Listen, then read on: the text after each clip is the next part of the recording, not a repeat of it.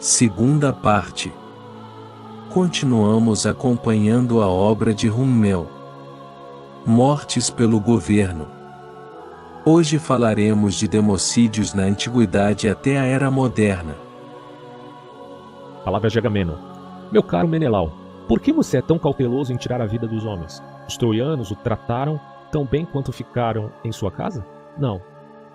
Não vamos deixar um único deles vivo. Até os bebês no ventre de suas mães, nem mesmo eles devem viver. Meu Deus, cara. Todo o povo deve ser eliminado da existência. É genocídio aqui já. Inclusive tem algumas questões bíblicas bem complicadas, né, com palavras similares aqui. No Antigo Testamento, óbvio. Agamemnon continua dizendo: todo o povo deve ser eliminado da existência e ninguém deve ser deixado para pensar neles e derramar uma lágrima. Terrível, né? Aí o Rummel vai dizer o seguinte: o assassinato em massa de seus próprios cidadãos, ou daqueles sob sua proteção ou controle de impérios, reis, sultões, cães, presidentes, governadores, generais e outros governos afins, na parte da história, devem ser considerados. Nos tempos antigos, cidades ou vilas capturadas eram saqueadas e seus habitantes eram literalmente massacrados. Terras inteiras seriam transformadas em regiões de ruína e esqueletos. Até os hebreus, ele vai citar aqui, até os hebreus, segundo a Bíblia, passavam a espada àqueles que conquistavam. Foram os assírios, no entanto, cuja reputação de tal selvageria seria transmitida ao longo do tempo.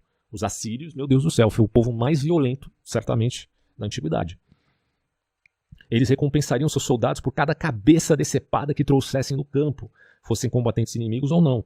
Eles decapitariam ou espancariam até a morte os soldados capturados. Eles cortariam as orelhas, narizes, mãos e pés dos nobres, jogariam-nos de torres altas, esfolariam eles e seus filhos até a morte. Eles assariam em fogo lento.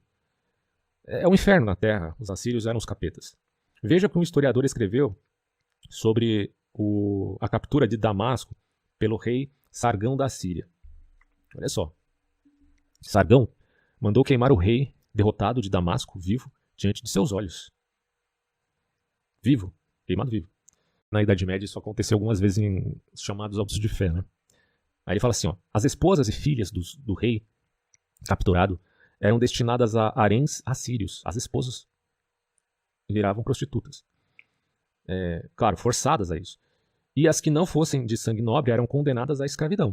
Enquanto isso, os soldados estavam massacrando a população e trouxeram as cabeças de suas vítimas à presença do rei, onde foram contadas pelos escribas. Nem todos os prisioneiros do sexo masculino foram condenados à morte, pois os meninos e artesãos foram levados ao cativeiro, onde seriam designados para as tarefas mais difíceis nos projetos de construção real, onde os pântanos, que cobrem grande parte da Mesopotâmia, devem ter causado uma enorme taxa de mortalidade. O resto da população foi desenraizada e enviada para o outro lado do império. Então olha o que o Sargão fez, né, como um exemplo do que era a prática dos assírios. Bom, aí o Rummel vai dizer: tal barbárie não aconteceu apenas nos tempos clássicos. Após a captura de Bran em 1210, os cruzados albigenses, todos cristãos inclusive, e tem gente que defende os cruzados. Olha, é claro que essa é uma questão complicada do ponto de vista histórico, eu entendo isso, tá? Existem muitos lados e a gente não pode achar que a história é feita de pessoas boazinhas de um lado contra pessoas mauzinhas do outro, como se fosse uma luta entre o bem e o mal. Não.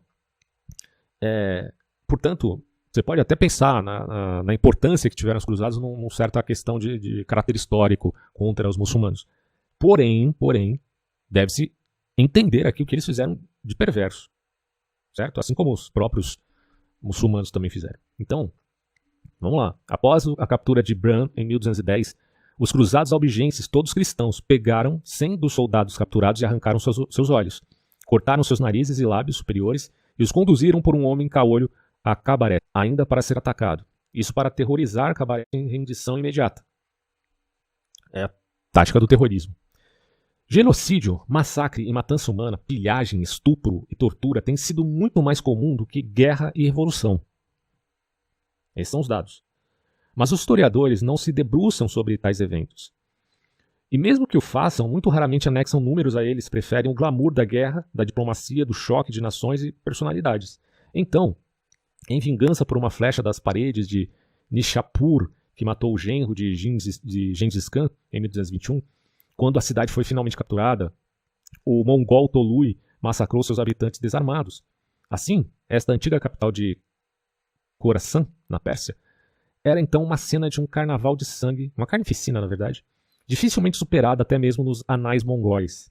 Pilhas separadas de cabeças de homens, mulheres e crianças foram construídas em pirâmides, e até cães e gatos foram mortos nas ruas.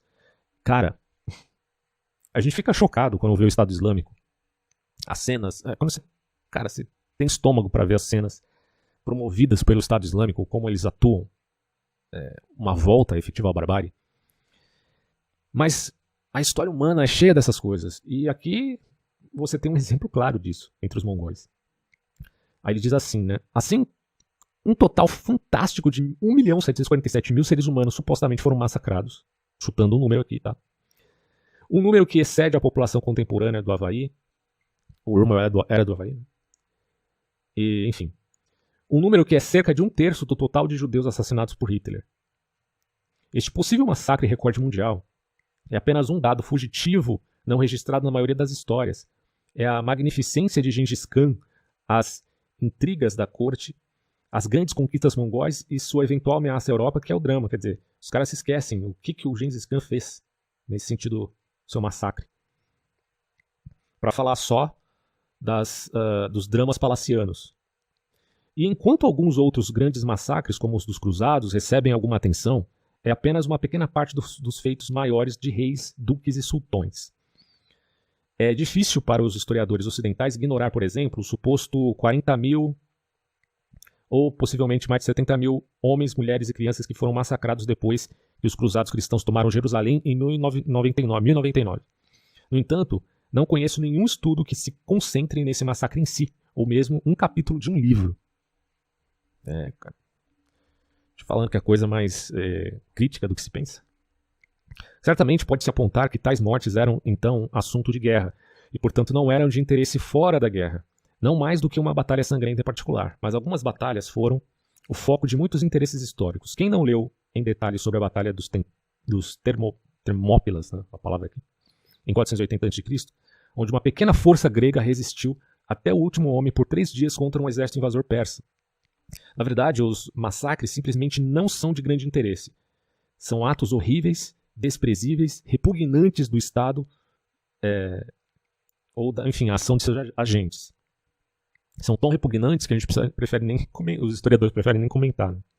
E aparentemente, dizem os historiadores, é melhor não insistir neles. Os casos de assassinato em massa, para os quais os historiadores estimam o número de vítimas, são apenas um pequeno número daqueles mencionados na literatura. Os historiadores observarão, por exemplo, que 40 cidades e vilas foram saqueadas e todos os habitantes massacrados na conquista, ou a cidade foi finalmente tomada e todos mortos, ou sendo especificamente, basicamente, redundantemente falando, inespecífico. A cena de desolação que deve ter se apresentado na fronteira norte da Pérsia nessa época é terrível. Das margens dos Oxus a Asterabad, todas as cidades de qualquer importância foram reduzidas a ruínas e seus habitantes massacrados pelos mongóis.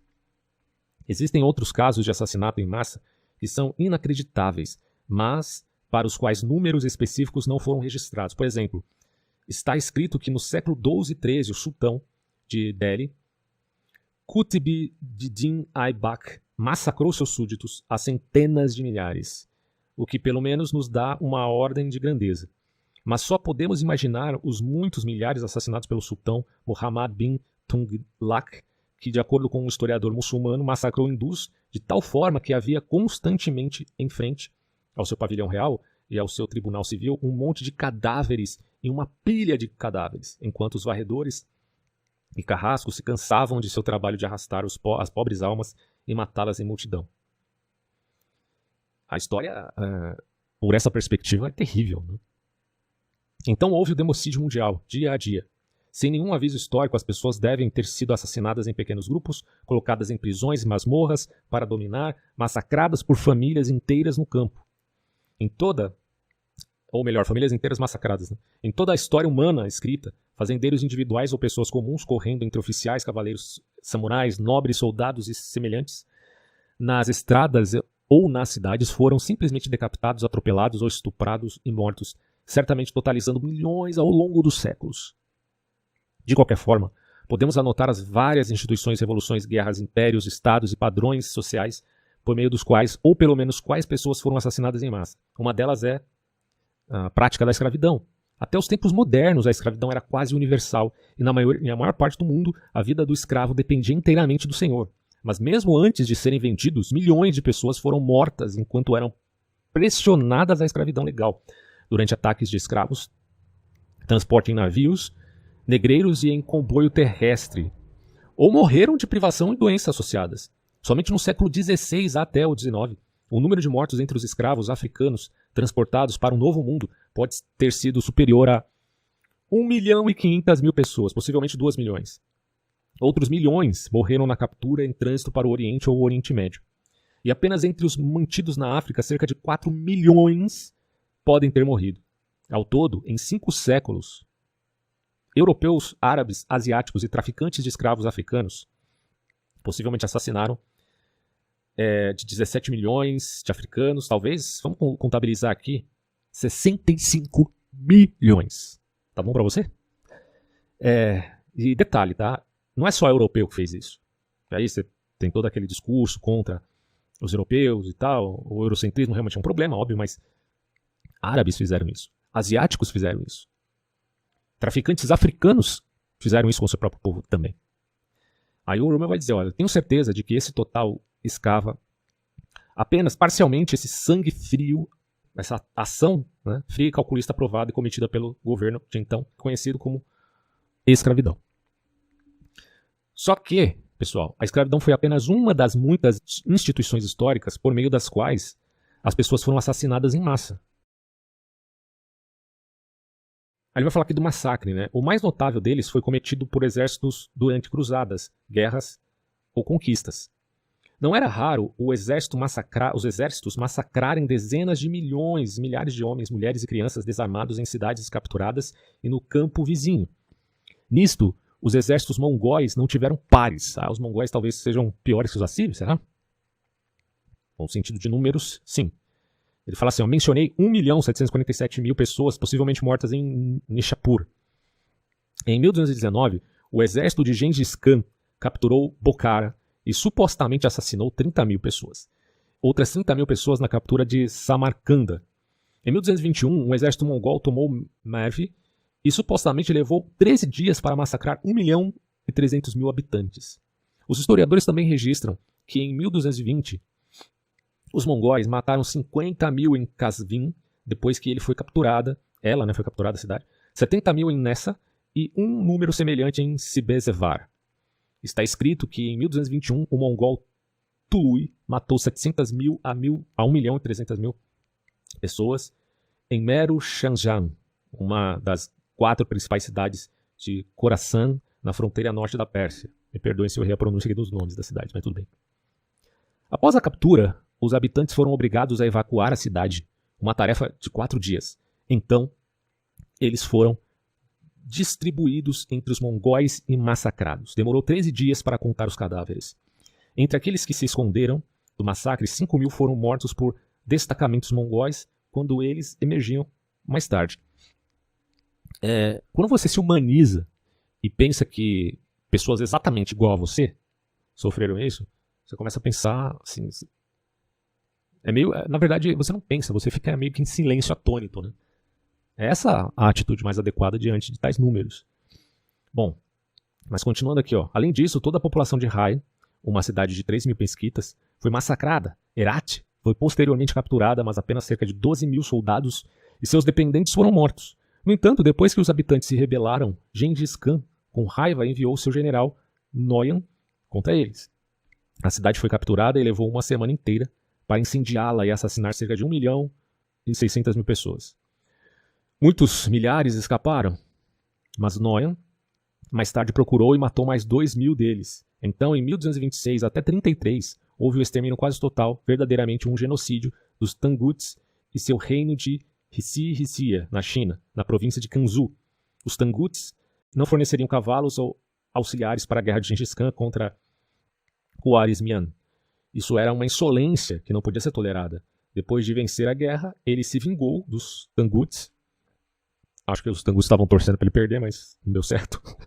Bom, Mas quando a campanha começou, ele foi jogado do cavalo e ficou gravemente ferido. Mesmo assim, ele não pararia a campanha, prometendo que mesmo, se isso significar minha morte, eu os exterminarei. Tamanho seu sentimento de vingança.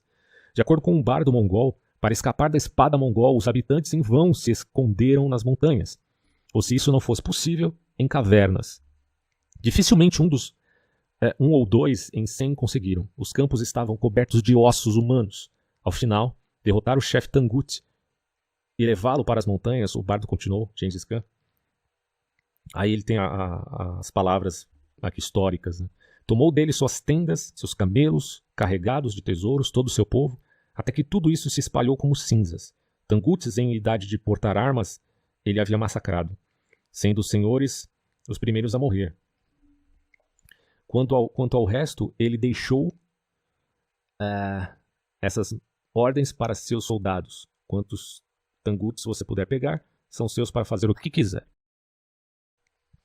Quando em 1233 a última capital de Tangut, Ningxia, caiu nas mãos dos mongóis, conforme desejado pelo moribundo Gengis, antes de sua morte, todos os defensores foram mortos até a última geração.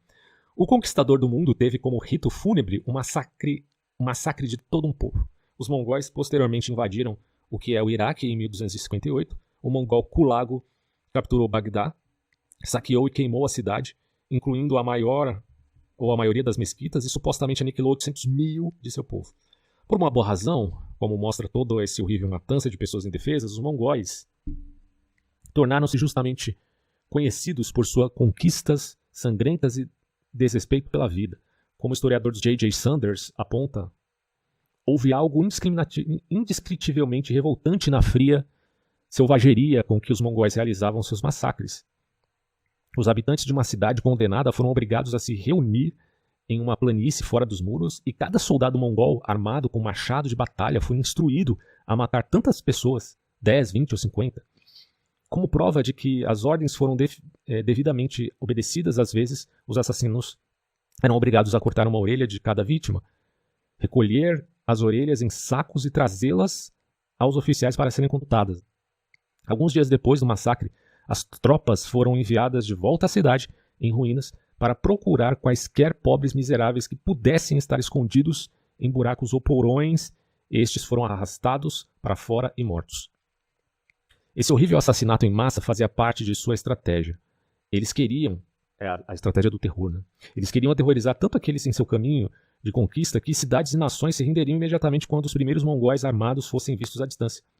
Melhor se curvar e reconhecer um novo senhor do que lutar, perder e todos morrerem. Mesmo bem mais de um século após a morte de Gengis Khan, os mongóis ainda estavam engajados na conquista, espalhando a destruição e a morte de uma parte da Ásia para outra. Timur Lenk, um turco que se proclamou restaurador do Império Mongol, destruiu Isfahan em 1381 d.C. Construiu 2.000 prisioneiros em um monte vivo e depois os emparedou em Sibissal, em 1383. Empilhou 5.000 cabeças humanas em minaretes, em Zirir, no mesmo ano. Lançou seus prisioneiros Luri vivos em precipícios em 1386. Massacrou 70.000 pessoas e empilhou as cabeças dos mortos em minaretes e em Isfahan, em 1387. Enterrados vivos 4.000 soldados cristãos da guarnição de Sivas após sua capitulação em 1400. E construiu 20 torres de caveiras, sim, né, parecido com o que faziam os astecas, na Síria em 1400 e 1401. Tanto quanto possa imaginar a partir desses relatos, e reconhecendo que na melhor das hipóteses todos eles são as aproximações mais grosseiras, os cãs mongóis e seus sucessores possivelmente massacraram cerca de 30 milhões. É assustador o número, mas enfim, é o que ele está colocando aqui.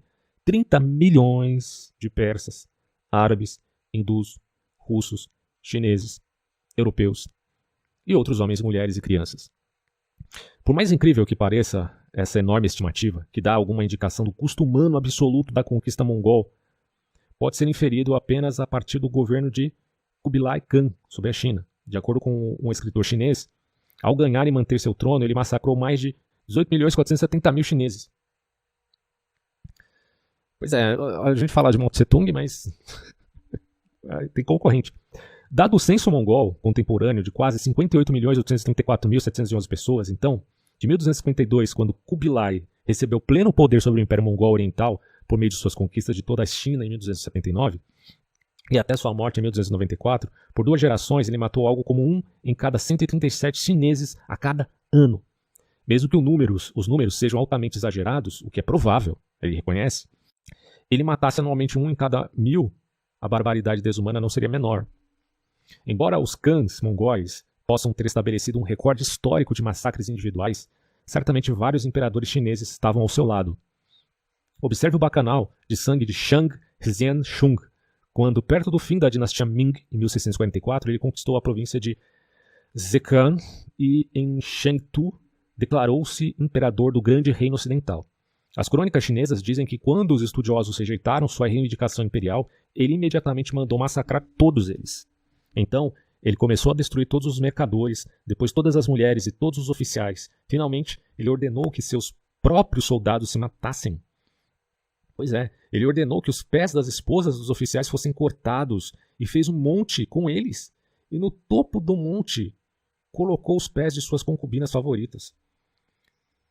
Por alguma razão, ele era obcecado por orelhas e pés, e como era muito trabalhoso trazer os corpos dos aldeões que viviam em distritos remotos da periferia para Chengdu, ele ordenou a seus guardas particulares que trouxessem suas orelhas e pés, e ele os contou cuidadosamente.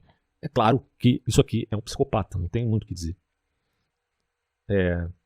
Quando o massacre terminou, ele ordenou que fosse colocada em posição de destaque em Chengdu uma inscrição esculpida em pedra onde se lia: o céu traz inúmeras coisas para ajudar o homem não tem nada com que recompensar o céu.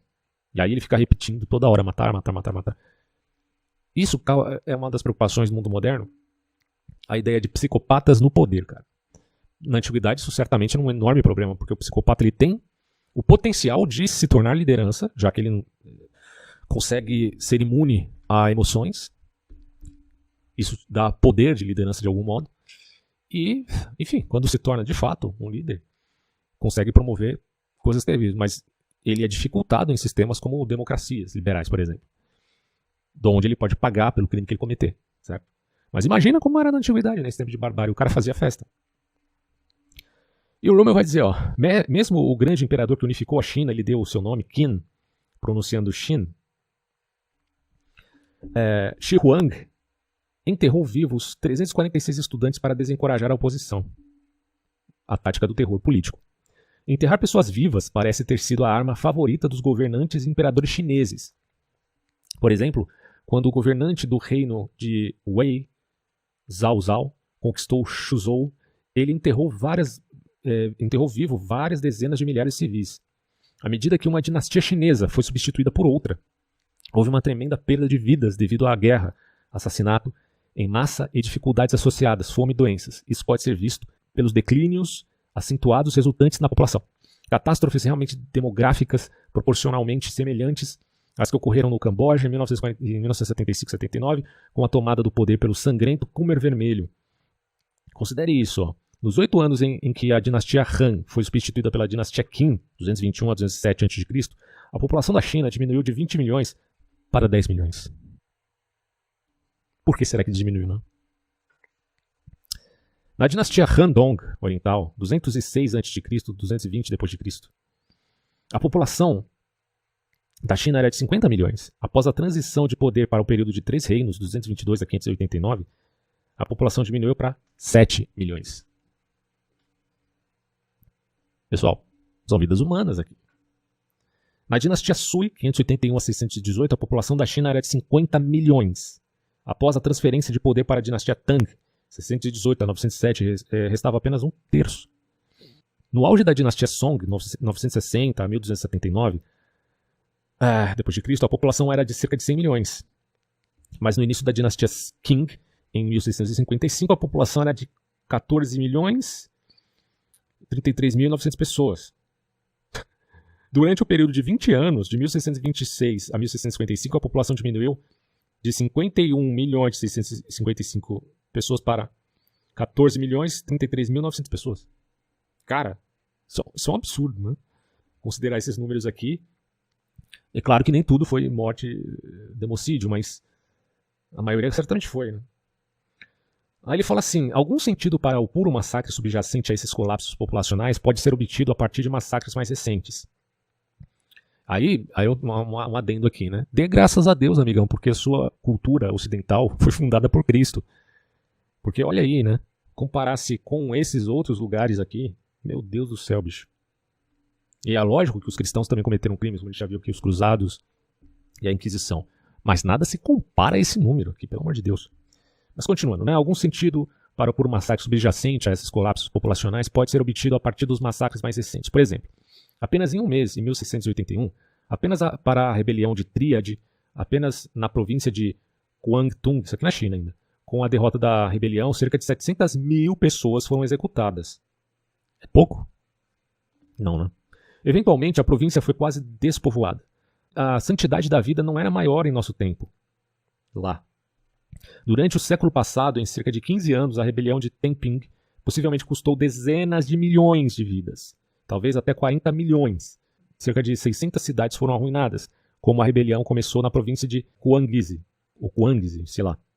As forças imperiais não permitiram que nenhum rebelde que falasse seu dialeto se rendesse. Todos foram massacrados. De fato, o massacre de ambos os lados durante esta e quase simultânea rebelião de Nenhum foi geral. Para um condado na província de Anhui, por exemplo, estudiosos locais lamentaram que de uma população de 300 mil chineses, na época em que os rebeldes foram eliminados, apenas pouco mais de 6 mil sobreviveram. Esta é uma catástrofe única para a localidade desde o início da raça humana. No geral, 70% da população da província foram mortos ou morreram. Agora, eu estou falando isso aqui, não é por nenhum tipo de preconceito étnico, hein? Pelo amor de Deus. Só estou citando o que, de fato, a história descreve à luz das práticas desses povos. Não é porque eles eram chineses ou mongóis se eles fizeram isso, mas é porque essa prática estava estruturada culturalmente nessas pessoas, não etnicamente, se é que você me entende. Passamos, portanto, diferença entre cultura e etnia. Eu estou criticando aqui a cultura da morte. Eu não estou criticando pelo fato de eles serem isto ou aquilo. Bom, aí continuando. Ó. Quando os rebeldes Taiping capturaram Nanquim em 1853, eles mataram todos os tártaros que guarneciam a cidade. Mas isso não foi suficiente. Eles também assassinaram todos os seus familiares. No total, cerca de 25 mil pessoas podem ter sido exterminadas. Quando as tropas imperiais recapturaram Nanquim no ano seguinte, eles supostamente exterminaram cerca de 100 mil rebeldes em apenas 3 dias. Eles seguiram a mesma política rápida e sangrenta em Cantão, e ao longo do Rio das Pérolas, depois de terem reconquistado esta área dos rebeldes, teriam decapitado 700 a 800 habitantes por dia. Por dia, pessoal. Colaboradores rebeldes ou não, acabando por matar outras 100 mil pessoas. Apenas na província de Guangdong está escrito que 1 milhão foram executados. Isso é mais do que o número total de americanos mortos em todas as guerras civis internacionais que os Estados Unidos travaram em toda a sua história, incluindo a Guerra da Independência. Muitos pares do Rommel criticam os números inflacionários que ele dá em relação a essas questões, tá? Mas ele se pauta pelos dados históricos, porque certamente tem que se explicar por que uma população de 50 milhões passa a ter apenas 14 milhões. Enfim, mas ele diz aqui, ó, ainda há mais. Houve também as revoltas muçulmanas quase simultâneas com a matança que as acompanhava. Para a província de Yunnan, 5 milhões de 8 milhões podem ter morrido. Quando a última fortaleza muçulmana caiu para as forças imperiais, 20 mil homens, mulheres e crianças foram passados à espada. Criança também, viu? Eles matavam tudo. Na província de Shenxi, a população caiu de 700 mil a 800 mil muçulmanos para algo entre 20 mil e 30 mil em 10 anos. Aí você reclama, né, que você vive numa sociedade cristã que fica culpando as pessoas porque fazem aborto. Sim, culpabilizando no sentido de, não de criminalizar, mas vamos lá, né? Ou você dá valor à vida, ou você não dá valor à vida. Decida-se. Se decida. Ou você vai dar valor à vida, e vai dar valor a toda a vida, no sentido, claro, humano, dado a hierarquia aristotélica e cristã, antes de tudo. Ou você não dá valor à vida. E você seja como os mongóis, a cultura de morte dos chineses, antigos. Decida-se, né? É claro que a questão do aborto tem várias complicações que a gente deve considerar. Eu já tratei disso em outros vídeos, né? Não vou repetir aqui. Mas é importante a gente pensar nisso não do ponto de vista meramente religioso, mas é do ponto de vista de, primeira questão a se colocar, eu dou valor à vida ou não dou valor à vida? Lembrando, mas parte do princípio, a priori, de que eu sou uma vida. A partir daí, então, eu repenso, dou valor à vida ou não dou valor à vida? É assustador, né, cara? O número de chineses e seus súditos assassinados ao longo do século deve estar na casa de dezenas de milhões, mesmo excluindo a carnificina mongol. Juntando as quedas de população e a estimativa de massacre, acho que cerca de 34 milhões de chineses e seus súditos foram mortos a sangue frio. Não é inconcebível que esse democídio histórico ultrapasse 90 milhões de mortos. Se ultrapassar, não é uma coisa tão absurda, segundo ele. No massacre e na matança generalizada, outras nações fizeram... Isso aqui, mas é no decorrer de séculos a fio, né? No massacre e na matança generalizada, outras nações fizeram suas próprias contribuições sangrentas para a nossa história. Quando o otomano Mohammed II sitiou Constantinopla, em 1452, ele massacrou milhares. O sultão do século XVI, Selim, pai de Suleiman, cujo diário de campanha foi citado acima, matou seu pai, 2 irmãos, muitos sobrinhos, 62 outros parentes e 7 grãos vizires durante seu governo de 8 anos. Disse que ele inaugurou este reinado sangrento, massacrando 40 mil xiitas turcos. Na destruição de populações inteiras, na busca e realização de assassinatos em massa, os europeus não foram melhores. Em 1527, o exército de Tirolês, duque de Bourbon, capturou e saqueou Roma. 1527. Os historiadores registram que no mínimo 2.000 cadáveres foram jogados no rio Tibre e 9.800 mortos foram enterrados, muitos mais foram mortos. Durante a Guerra dos 30 Anos, o conde de Chile e Zu Pappenheim podem ter massacrado até 30 mil habitantes de Magdeburg, quando a cidade caiu para eles após o cerco de 6 meses. Mas provavelmente mais pessoas comuns morreram quando cidades e fazendas no caminho de invasores ou exércitos saqueadores foram saqueadas e famílias mortas. Além disso, muitos morreram de fome e doenças causadas pela passagem dos exércitos. O Império Alemão sozinho pode ter perdido mais de 7 milhões e 500 mil pessoas na guerra, sem dúvida perecendo por tais causas. A população de Boêmia foi reduzida a cerca de 4 milhões de pessoas para possivelmente não mais de 800 mil. Juntando vários desses números, estimo que apenas nesta guerra de 2 milhões a mais de 11 milhões de pessoas foram provavelmente assassinadas. Isso além do combate, está entre esse número, entre 2 milhões e 11 milhões. Isso além do combate e da fome não democidas, né? Você tem um democídio, mas tem outras coisas matando. E as cruzadas da Idade Média não devem ser ignoradas. No mencionado saque de Jerusalém em 1099, além dos 40 mil a mais de 70 mil muçulmanos que podem ter sido massacrados, você vê que o Rommel ele não puxa a sardinha pra ninguém, mano. Ele é imparcial nesse ponto, ou pelo menos tenta ser, né? Ele vai dizer aqui pra todo mundo, em 1099 até, além dos 40 mil a mais de 70 mil muçulmanos que podem ter sido massacrados, os cruzados reuniram os judeus sobreviventes em uma sinagoga e os queimaram vivos. Curiosamente, à luz das hecatombes mongóis e chinesas, esse massacre de muçulmanos e judeus desarmados, há muito é considerado um dos maiores crimes da história. Quer dizer, 40 mil pessoas, 40 mil e mais 70 mil muçulmanos, enfim, tinha muçulmano e judeu. Pelos números, não dá para comparar com os mongóis nem com os chineses, jamais. Mas também foi uma coisa terrível, óbvio. Em 1209, os cruzados albigenses também massacraram cerca de 15 mil a 60 mil habitantes em Béziers, após o que a cidade foi saqueada e queimada. E em 1236, quando os judeus de Anjou e Poitou se recusaram a ser batizados à força, os cruzados supostamente pisotearam 3 mil deles até a morte com seus cavalos. O fato de... Eu não duvido disso de forma alguma, cara, porque realmente essa época aí era terrível. O fato de tal matança ser feita por exércitos durante guerras, cruzadas ou conquistas não deve mitigar a responsabilidade dos governos.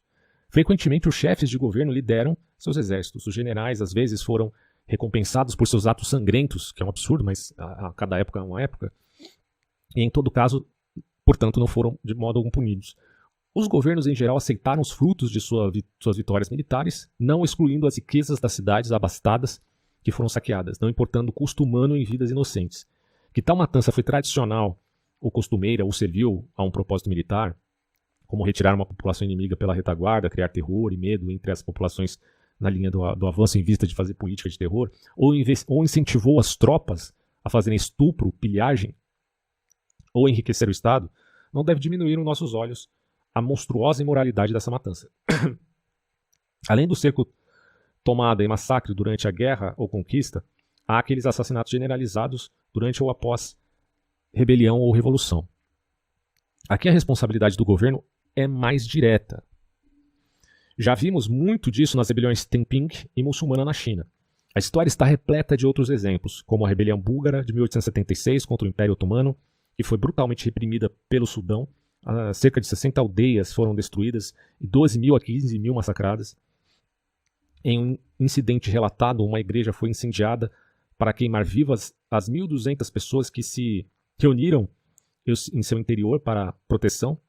De 1567 a 1573, o Duque de Alba, representante nos Países Baixos de Filipe II, rei da Espanha, torturou até a morte e matou 18 mil protestantes para manter a ordem, ou assim se diz, né? Manter a ordem entre aspas, mata lá os protestantes, 18 mil. Um dos democídios históricos mais divulgados é o do Grande Terror de 1793 a 94, na França Revolucionária. O Tribunal Revolucionário e seu equivalente nas províncias podem ter executado até 20 mil nobres, opositores políticos e supostos traidores. Mas na França Revolucionária morreu todo mundo, até o Robespierre, que era o revolucionário. Morreu todo mundo. E embora muitas vezes relatado como uma guerra civil, na verdade um genocídio em grande escala foi realizado em Vendzi, no qual possivelmente 117 mil habitantes foram assassinados indiscriminadamente. Um tipo particular de massacre é o de bodes expiatórios para grandes desastres humanos. A presença de judeus na Europa cristã sempre forneceu uma explicação fácil e injusta, claro, para catástrofes como a peste. Porque as pessoas estão ficando doentes e morrendo em massa? Bom, porque os judeus estão envenenando a água, segundo se dizia, né? Judeus em todos os lugares foram atacados durante a peste negra de 1347 a 1352, que matou cerca de 25 milhões de europeus. A peste que matou esse número de pessoas. Só que os judeus foram massacrados. Por exemplo, em Mainz, Alemanha, 6 mil foram mortos. Em Erfurt, 3 mil morreram. No final da praga, poucos judeus restaram na Alemanha ou nos Países Baixos. Como já demonstrado, o assassinato em massa não se limita a governos legítimos e seus agentes. Grupos ou nações rebeldes, às vezes, conseguem formar um governo temporário e, assim como os rebeldes de Tenping, usam seu poder para matar civis e massacrar oponentes suspeitos. Embora isso indiscriminadamente, tá? Independente da ideologia, cara, que se tenha. Algumas ideologias até facilitam, né? Porque não tem fundamento ético. Mas mesmo as ideologias com fundamento ético podem matar, né? Vídeos os cruzados aí. Embora pouco significativo em seu escopo para um americano, um dos mais interessantes é o massacre de Mountain Meadows, pelos Mormons. Olha só. Os Mormons parecem tão bonitinhos, purinhos. É claro, não estou dizendo que os Mormons de hoje fariam isso, mas a gente está olhando para a história. Para escapar da perseguição dos gentios, os Mormons fugiram para o oeste, para o território de Utah, e conseguiram transformá-la em uma teocracia governada de fato de forma independente. Buscando vingança pelos erros do passado cometidos por gentios e em um estado de guerra declarado contra o governo federal, os líderes da igreja reuniram confederados indianos para armar uma emboscada em Mountain Meadows contra uma caravana que passava de 20 a 25 prósperas famílias de imigrantes. Durante a batalha resultante, a milícia Mormon apareceu ostensivamente para salvar o trem dos índios. Mas depois de desarmar os defensores, por meio de um ardil, eles massacraram 121 homens, mulheres e crianças. Alguns escaparam para contar a história. Depois, há os massacres coloniais de manutenção de paz, entre aspas, de tribos ou grupos primitivos envolvidos em ataques ou guerras tribais limitadas. Um exemplo é uma expedição de 1849 enviada contra certas tribos nativas da costa de Bornéu, sob a direção de Sir James Brooke, Rajá britânico de Saranac. Sei lá, coisa assim. Aniquilou uma força de Axe que supostamente retornava de uma excursão pirata contra tribos costeiras. Cerca de 1.500 a 2.000 deles foram mortos por tiros de canhão, mosquete e metralha. Este foi simplesmente um massacre arbitrário de uma tribo nativa engajada na tradicional guerra nativa limitada. Às vezes, nativos ou grupos infratores eram simplesmente mortos. Um caso extraordinário disso foi a orquestração holandesa do massacre dos chineses em Jakarta. E os holandeses primeiro tiveram os chineses confinados. Aí ele vai falar que dentro das paredes da Batávia, arrancando-lhes a menor faca da cozinha, colocando sob toque de recolher. Enfim, né? Ele vai falando aqui, eu não vou ler tudo, porque é muito texto, cara. O áudio já tá grande. Ele vai falar aqui do México também. Dos índios. Houve o destino dos índios californianos Yuk, tendo originalmente uma população de cerca de 3.500 habitantes. Em pouco mais de 30 anos, seu número caiu para cerca de 400 por meio de sequestros, epidemias, fome, justiça vigilante e assassinato em massa sancionado pelo Estado. Além disso, houve as chamadas mortes da Trilha das Lágrimas. No Tratado de 1835 de Newcota, com o governo dos Estados Unidos, os líderes Cherokee de uma facção minoritária e sem a aprovação da maioria, concordaram com a mudança da nação da Geórgia para o estado do Rio Mississippi. Embora muitos americanos proeminentes se opusessem publicamente a tal deportação. Bom, ele vai dar uma estimativa assustadora. Foi democídio. Talvez no geral, considerando esses e outros casos, incluindo massacres, em 1900, cerca de 10 mil a 25 mil índios possam ter sido mortos. Mas essa estimativa não são apenas uma fração do democídio geral entre os índios que habitavam todas as Américas. Antes da conquista do Novo Mundo, a população indiana pode ter numerado de 8 milhões a 110 milhões. Não, os números bem inflados. Mas pode ser. Ele até fala aqui, talvez 145 milhões. Uma estimativa populacional moderada consistente com a pesquisa mais recente é de 55 milhões de índios. Quase totalmente como resultado de várias ondas de doenças trazidas para a América, para Américas, pelos conquistadores e colonizadores europeus. A população indígena caiu vertiginosamente em dezenas de milhões, possivelmente até 95%. Só no México, a população indígena pode ter caído de 23 milhões para menos de 2 milhões, incluindo os índios que foram mortos em guerras e democídios. Talvez 60 milhões ou 80 milhões de índios da América Central, do Sul e do Caribe morreram como resultado da invasão europeia. E aí ele fala assim, julgar que proporção desse tributo gigantesco constitui democídio pelos exércitos invasores e colonos dificilmente é melhor do que escolher um número no ar. Sem dúvida, houve muitos assassinatos indiscriminados e diretos. Sem dúvida, condições foram impostas à força a tribos inteiras que levaram à sua rápida quase extinção. Sem dúvida, um grande número de índios morreu devido a tratamento desumano, especialmente sob trabalho forçado. E sem dúvida, em alguns casos, a doença pode ter sido espalhada conscientemente, mas até o professor David Stannard, autor de American Holocaust, tem essa bibliografia aqui, né? Que claramente culpa os europeus por muitas dessas mortes, não está disposto a dar nem mesmo uma aproximação grosseira do genocídio. Encontrei uma estimativa geral de 15 milhões de índios mortos no que parece ser um democídio, mas esse número é dado sem citação ou elaboração. De qualquer forma, a julgar pela história sangrenta desse período de colonização em todas as Américas, um democídio de 2 milhões pareceria um mínimo aproximado de 15 milhões de mortos, um máximo. Mesmo que esses números sejam retomadamente verdadeiros, isso ainda torna essa subjugação das Américas, pelos maiores ou menores números, fora os menores números, ainda assim sangrenta, com séculos de duração na história mundial. Os nativos de outros lugares foram igualmente maltratados e assassinados. Os aborígenes australianos, por exemplo, foram massacrados por soldados e mortos indiscriminadamente por colonos. Muitas vezes com a aprovação real ou tácita do governo.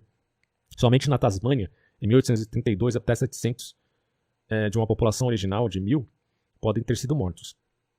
Em toda a Austrália, a população aborígene, em 1788, era de cerca de 300 mil, dividida em cerca de 500 tribos, cada uma com um dialeto e uma cultura distintas. No conflito de fronteiras, resultante com os colonos durante o século XVIII e XIX, possivelmente 20 mil ou mais aborígenes foram mortos. A maneira como alguns desses assassinatos foram conduzidos fica clara no relatório do correspondente de Bourtown, no Porto, Denison Times, de 4 de julho de 1868, e fala assim, lamento informar que os negros têm se tornado muito problemáticos por aqui ultimamente. A 16 quilômetros deste lugar, eles espetaram e cortaram bifes nas garupas de vários cavalos.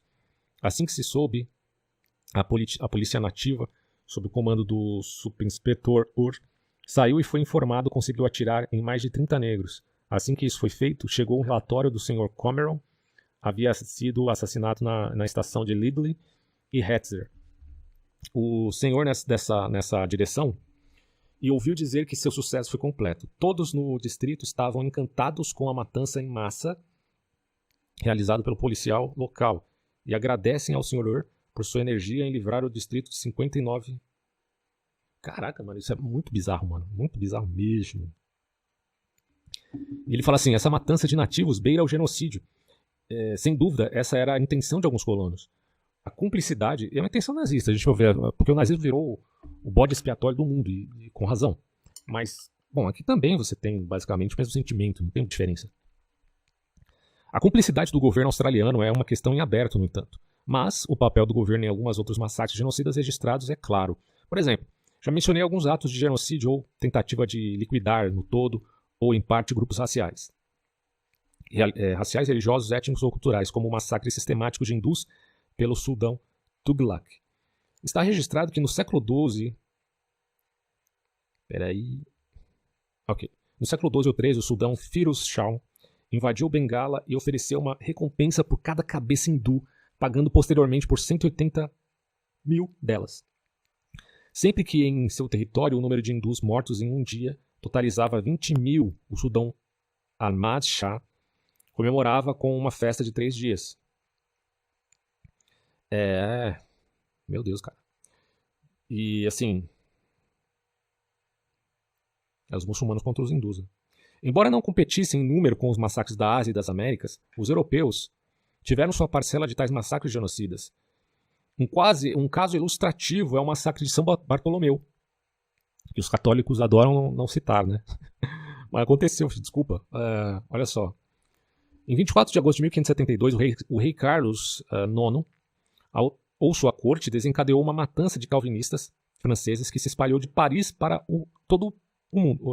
De Paris para todo o país. Todo mundo não, país, né? E neste famoso massacre do dia de São Bartolomeu, um protestante contemporâneo estimou que 300 mil pessoas foram mortas. Estimativas posteriores reduziram isso para 100 mil, depois para 36 mil. Mas, enfim. Um exemplo mais recente de massacres genocidas é dado pelo Império Otomano. Era composto por diversas nações, muitas vezes tratadas com grande crueldade pelos governantes turcos. O massacre de búlgaros em 1876 já foi mencionado. Este foi apenas um dos muitos massacres de grupos nacionais. Em 1822, eles supostamente mataram 50 mil gregos, principalmente em Chios, 10 mil nestorianos e armênios no Kurdistão em 1850 e 11 mil maronitas e sírios no Líbano de Damasco em 1860. Em 1894, o sultão Abdul Hamid, governante do Império Otomano, tratou a recusa dos alpinistas armênios no distrito de Sosson em pagar um tributo de proteção aos chefes curdos com uma rebelião e lançou uma campanha nacional de terror contra todos os armênios. O Sudão teria dito que a maneira de se livrar da questão armênia é se livrar dos armênios. Mais ou menos o que Hitler falava dos judeus. Isso posteriormente, porque o genocídio armênio veio primeiro, né? Historicamente. Essa solução para a questão armênia representou um genocídio parcial e um aquecimento para o genocídio quase total dos armênios durante a Primeira Guerra Mundial, descrito no capítulo 10. Morte pelo governo, que a gente não vai ler agora, mas tudo bem. E assim, o Rummel vai dizer, massacres e genocídios como os dos mongóis e otomanos são episódicos. Geralmente discretos no tempo ou no espaço.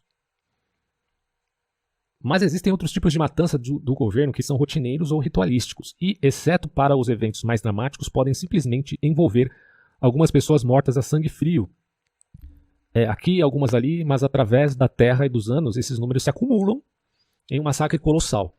E é basicamente o que aconteceu com a Inquisição. Esse era o tratamento dado pela Igreja Católica aos hereges, que eram caçados e, quando supostamente encontrados torturados, queimados na fogueira ou deixados para morrer de privação e doenças das masmorras.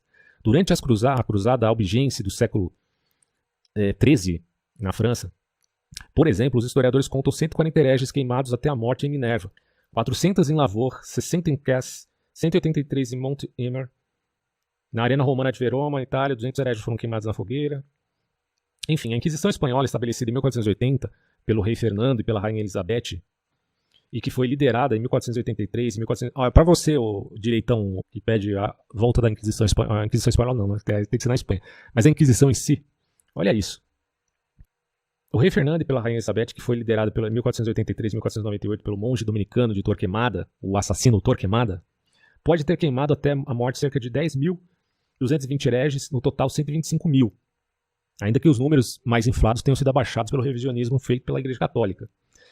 Em defesa a eles, muitos historiadores que fizeram esse revisionismo não eram necessariamente católicos, mas possivelmente morreram de tortura e privação na prisão. Então aí tem esse detalhe. A gente está considerando aqui, segundo o Rummel, tortura, privação e morte na prisão, tá? Também teve isso, óbvio.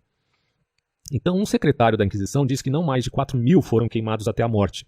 Mas só em Sevilha, esse número de hereges pode ter sido morto. Talvez o número mais realista seja o do secretário-geral da Inquisição, que estimou que de 1480 até 1488, 8.800 pessoas foram mortas pelo fogo. E de 1480 a 1808, as vítimas podem ter totalizado 31.912 pessoas. Durante os anos mais intensos da Inquisição, cerca de 500 pessoas por ano também podem ter sido queimadas até a morte no Novo Mundo. Observe que muitas dessas pessoas pobres não foram simplesmente mortas, elas morreram por um meio, tá? Aí ele fala aqui, ó, que foi cuidadosamente selecionado como um dos mais pungentes que o homem pode sofrer. Eles geralmente eram queimados vivos. Se inspiraram em quem? Em Gengis Khan para fazer isso? Eles foram queimados vivos não raro por um fogo lento. Às vezes era por fogo lento. Eles foram queimados vivos depois de sua constância foi testada pelas agonias mais excruciantes que as mentes férteis na tortura poderiam imaginar. Cristãos, hein? Se diziam cristãos. Então a tentativa da Igreja Católica de expurgar os hereges teve sua contraparte na campanha da Reforma Protestante contra as bruxas. Ela vai passar pano para protestante? Não, não. Olha só. Acredita-se que as bruxas, entre aspas, vendiam sua alma ao diabo por poderes mágicos. Pode ser até que alguém naquela época se dissesse vendedor, sei lá, bruxa, ou tivesse vendido a alma pro capeta. Mas isso aqui, a maioria das pessoas eram suspeitas, de forma indevida. Por causa dessa lenda, acreditava-se que as bruxas vendiam sua alma pro capeta por poderes mágicos. Embora os julgamentos das bruxas de Salem em Massachusetts em 1692 deem a impressão de que os primeiros americanos eram particularmente propensos a essa superstição, foi realmente na Europa, particularmente na Alemanha e na França, que a tortura e o assassinato de supostas bruxas prevaleceram. Sob o governo de Calvino em Genebra, em 1545, por exemplo, 34 mulheres foram queimadas ou esquartejadas por bruxaria. Pois é. Nos últimos anos, como puros são eles, né, os puritanos, nossa. Tão puros. Nos últimos anos, no século XVI, a caça às bruxas atingiu seu auge. Em algumas cidades alemãs, os historiadores estimam que cerca de 900 bruxas foram mortas em um ano, muitas vezes após tortura agonizante para forçar confissões. Em algumas aldeias, dificilmente uma mulher foi deixada viva. No total, em toda a cristandade, mais de 30 mil bruxas podem ter sido mortas, levando em conta a natureza rotineira desses assassinatos. O número final pode ficar em torno de 100 mil, mas não dá para dizer com clareza isso. Mas dá para inflar, é possível. Seja de hereges ou bruxas, essa foi uma forma ritualística e religiosamente induzida de assassinato pelo governo. Seja católico ou protestante. Quem matar, na Inquisição não é o padre que mata, é o governo. O governo é o quê? É católico o governo? Pois é. As bruxas eram presumivelmente aliadas de Satanás, né, segundo eles. Os hereges presumivelmente desafiaram a Deus. O sacrifício é outra forma de matar baseado na religião que é praticado ou aprovado pelo governo, como apaziguamento ou oferta a uma divindade. Isso aqui aconteceu muito entre os maias, incas e astecas, principalmente entre os astecas, né? Sacrifício a um deus é democídio. Bom, como apaziguamento ou oferta a uma divindade, o sacrifício costuma ser extravagante, basta considerar os grandes custom de Daomé. Quando um governo morria, o governante, aliás, morria, centenas, às vezes até milhares de prisioneiros eram mortos. Eu falei disso na minha série sobre sacrifício de sangue. E uma dessas cerimônias, em 1727, cerca de 4 mil foram mortos. Além disso, o Daomé tinha um costume anual durante o qual 500 prisioneiros eram sacrificados. Mas esses sacrifícios eram pequenos em comparação com os dos astecas, em 1487. Para inaugurar um novo templo, os prisioneiros foram assassinados aos milhares. Ah, foi os espanhóis que fizeram isso? Não, foram os astecas que fizeram isso. As vítimas formavam longas filas ao longo das estradas principais para as cidades enquanto esperavam para subir os degraus do templo central e foram colocadas à força em um altar. Em seguida, seus seios foram abertos, o peito, no caso, né, dos homens, e seu coração arrancado por um dos 4 sacrificadores em ação. Geralmente eles arrancavam até com a mão nua. Um número de 80.400 sacrificados em 4 dias foi divulgado, mas Nigel Davis, o autor de um trabalho importante sobre o sacrifício humano, questiona isso com razão. Pelos meus cálculos, se cada sacrificador levasse apenas 1 minuto para completar sua tarefa sangrenta, isso então leva cerca de 14 dias trabalhando 24 horas por dia para matar esse número. E até acredito que 20 mil pareça alto. Então, os astecas realizavam sacrifícios como algo normal e muitas vezes acumulavam os crânios de suas vítimas em prateleiras fora de suas cidades, com cerca de 136 mil crânios. Se a coleta de crânios começou em 1428, isso representou um acréscimo médio de 1.500 crânios por ano, né? Enfim. Mas também tem os incas. Ó. O Inca do Peru também fazia sacrifícios humanos. Eu já ouvi falar que os incas não faziam, mas parece que a realidade é outra. Mas em escala muito menor que os astecas, né? Estes eram geralmente associados à ascensão de um rei ou à sua morte, ou a de algum outro personagem importante. O sacrifício pode ser feito se tal pessoa estiver gravemente doente. No caso de um governante morrer, seus servos, funcionários da corte, favoritos e concubinas seriam mortos. Até 4 mil pagaram esse preço com a morte do Inca Huayna Capac, por exemplo.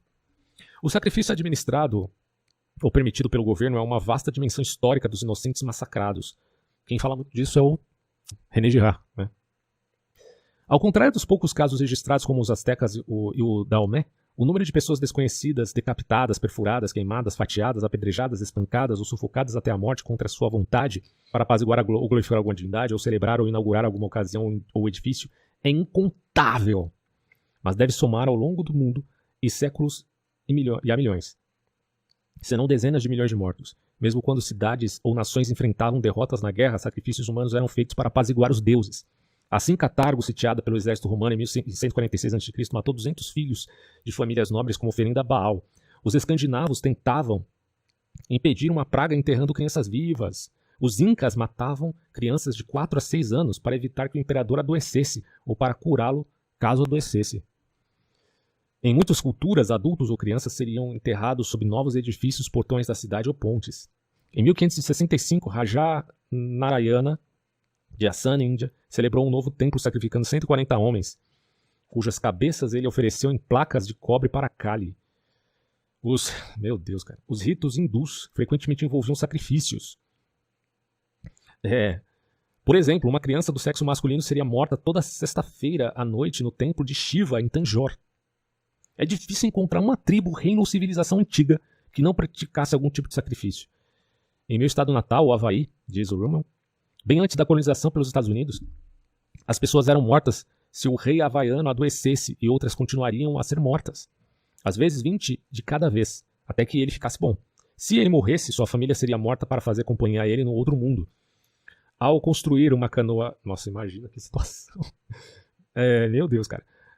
Ao construir uma canoa real, um homem seria morto na base da árvore da qual a madeira foi cortada, outro quando terminou, outro na cerimônia de lançamento.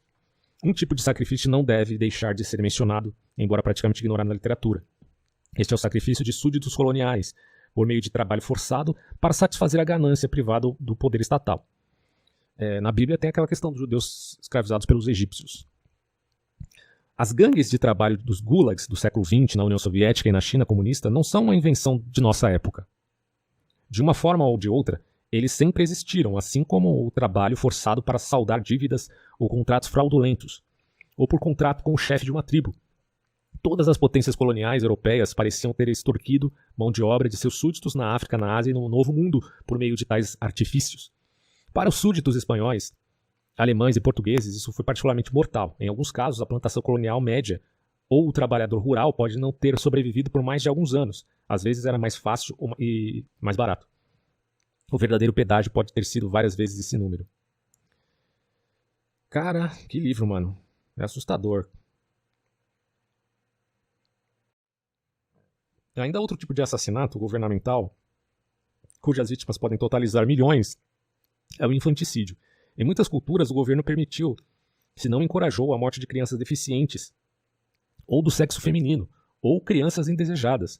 Na Grécia de 200 a.C., por exemplo, o assassinato de bebês do sexo feminino era tão comum que entre as 6.000 famílias que viviam em Delfos, não mais de 1% tinha 2 filhas. Entre 79 famílias, quase tantas tinham um filho quanto 2. Entre todos, havia apenas 28 filhas para 118 filhos.